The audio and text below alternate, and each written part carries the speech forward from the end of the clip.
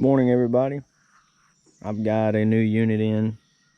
I think I hinted on this on one of my last videos that I did, that I'd be getting something out on this one. I was gonna wait a little while till I had a little more time with it, but got her up for sale just to see what kind of traffic I could get. Somebody's interested in it. I'm pretty sure it's gonna sell today, so I want to go ahead and get a video out on it. That way, if somebody picks it up today, I got a little bit of content on it. This is a 2002 Yamaha Wolverine 350. The bike, I would say, for its age, overall is in pretty good shape. I could make it. I could make this unit pretty sharp with minimal money. Doesn't need anything right now outside of a battery. A couple of quick things. I think someone put some stock Honda tires on the rear.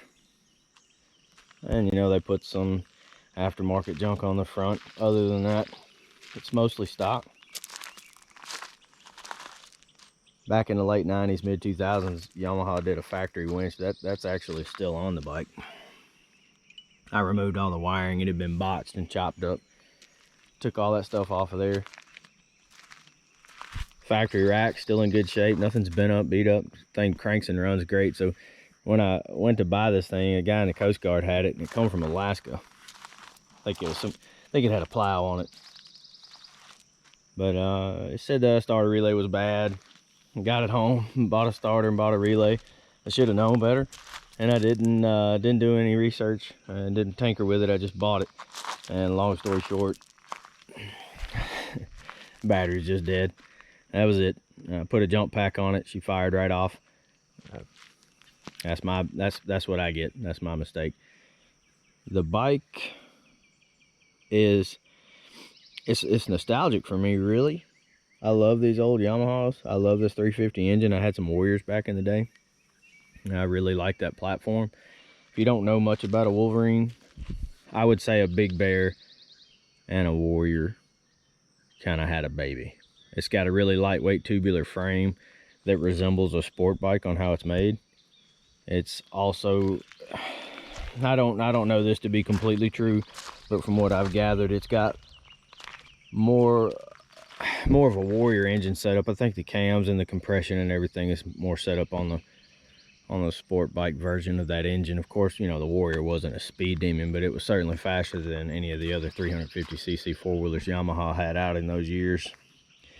It's got better suspension. That's about it. I mean, it's really just a hybrid sport / utility machine, and I don't think they ever really got the credit that was due on these. They're just fun to ride. I mean, traditional 5-speed auto clutch. It doesn't have a manual clutch, which is cool. You can still shift the gears, but you don't have to worry about clutching it. So it could be used for, you know, hunting or anything like that you want to do, but you can still play on it. The suspension's stiff enough you can get a little aggressive on it. This one actually has, and Warren discontinued this. So you see, that's just simple a cable disengagement from Warren. It was called a Warren 424 kit, I think. And if you get down here and look, let's see if I can. So that's your front four-wheel drive shaft. And on these units, most all four-wheel drive four-wheelers from the beginning, when they first started coming out with them, especially from Japan, they did not have selectable four-wheel drive, so they were just full-time four-wheel drive all the time. So Warren come out with this guy, and it's really just a Lovejoy, if you understand what that is. It's just a shaft disengagement. So when you pull that cable back up there on the control, it separates the drive shaft, so you don't have your front end turning all the time, which is fantastic if you've never experienced a full-time four-wheel drive. It makes the steering more difficult, especially for smaller people. So pretty cool kit. They were expensive. They don't make them anymore, so if you find one somewhere, they're astronomically expensive and hard to get. Parts are hard to find. This one's it's in pretty good shape, which is cool. I'm glad it's on here. Kind of makes the bike necessarily more valuable, but just more cool, I guess. Again, a guy's probably coming to pick this thing up today. I kind of hate to see it go. I wanted to keep it. I was going to sell my other Honda, My wife had other ideas on that. She likes the automatic. She doesn't want to shift. And in fairness, that's easy for her when she's got babies on her lap. So we're gonna let this one go. It is in the cool black color. You don't see very many of these four-wheelers at all. You don't see them in this condition at all. I've never seen another Warrior recently that was in this good a shape. Seat is perfect. Plastics other than scratches, perfect. Original key with the rubbers there. All the controls are there. Nothing's dry rotted.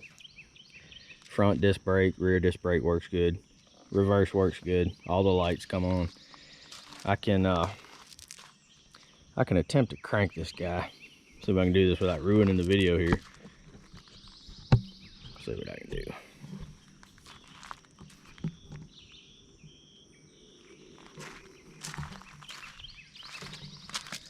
I noticed, I'll just turn her on real quick.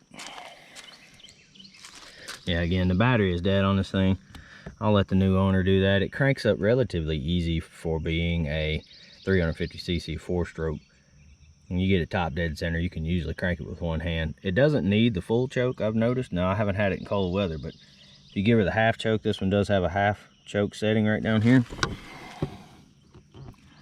You can see that. There's the choke. So you just pull this half out, and then you can pull it full out. So there we go. So that's back to half. All right, right there. Let's give her a pull, see what happens. Motor's completely cold. I haven't done anything with it. There's top dead.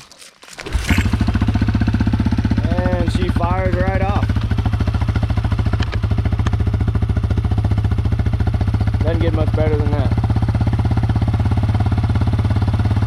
It does have the factory baffle out of the original exhaust.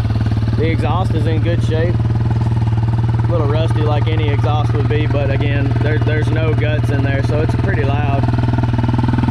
Bike sounds really good.